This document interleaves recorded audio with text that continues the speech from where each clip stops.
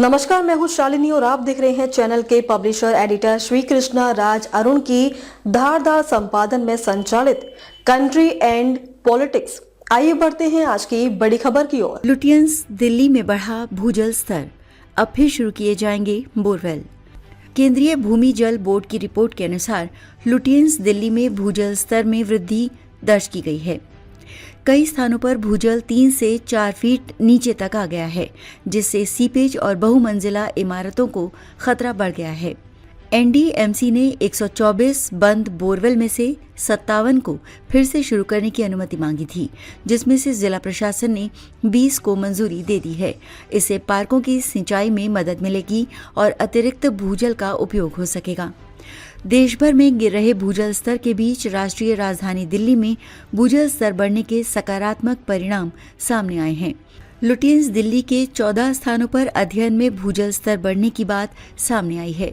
केंद्रीय भूमि जल बोर्ड की रिपोर्ट के बाद लुटियंस दिल्ली में लंबे समय से बंद पर बोरवेल को शुरू किया जाएगा, ताकि तय मात्रा से ज्यादा भूजल न बढ़े।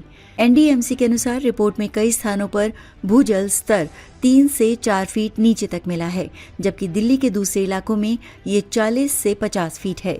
दरअसल एनडीएमसी ने केंद्रीय भूमि जल बोर्ड को पत्र लिखकर एनडीएमसी इलाके में जलभराव की समस्याओं के निदान के लिए सुझावों के साथ नई दिल्ली में बढ़ते भूजल स्तर को लेकर सुझाव मांगे थे। भूजल स्तर बढ़ने के कारण सीपेज की समस्या तो बढ़ ही रही है, वहीं अत्यधिक भूजल स्तर होने की वजह से बहुमंजिला इमारतों को भी खतरा है। ऐसे में बोर्ड ने एनडीएमसी को बंद पड़े 124 बोरवेल में से 57 बोरवेल को संचालन की हरी झंडी दे दी है। इसके बाद अब नई दिल्ली जिला प्रशासन ने 20 बोरवेल शुरू करने की अनुमति भी प्रदान कर दी है। केंद्रीय भूमि जल बोर्ड ने 45 दिनों तक किया था सर्वे। एनडीएमसी के अनुसार 14 स्थानों पर केंद्रीय भूमि जल बोर्ड ने 45 दिनों तक सर्वे किया था, जहां पर कई स्थानों पर भूमि जल स्तर तय मानक से ज्यादा पाया गया। पूर्व में ऐसे ही एक अध्ययन से पुराना किला के पास एनडीएमसी इलाके में भूजल स्तर 4 फीट नीचे तक आया था, जिसके बाद एनडीएमसी ने वहां पर बोरवेल लगाकर पार्कों की सिंचाई शुरू कर दी थी।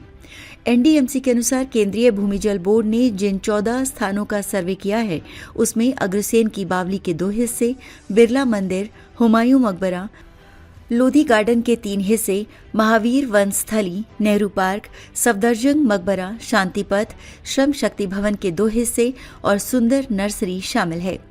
रिपोर्ट के अनुसार बुद्धा जयंती पार्क में 5 MBGL यानी मोटर जमीन के नीचे, प्रगति मैदान में 91 MBGL, लोधी गार्डन में 74 MBGL और राष्ट्रपति भवन में 16 MBGL तक है। मानक कहते हैं कि 10 MBGL से अधिक भूजल होने पर बोरवेल का उपयोग कर पानी को निकाला जा सकता है। खबरों में अब तक के लिए बस इतना ही। फिर होगी आपसे मुलाकात, तब तक के लिए नमस्कार।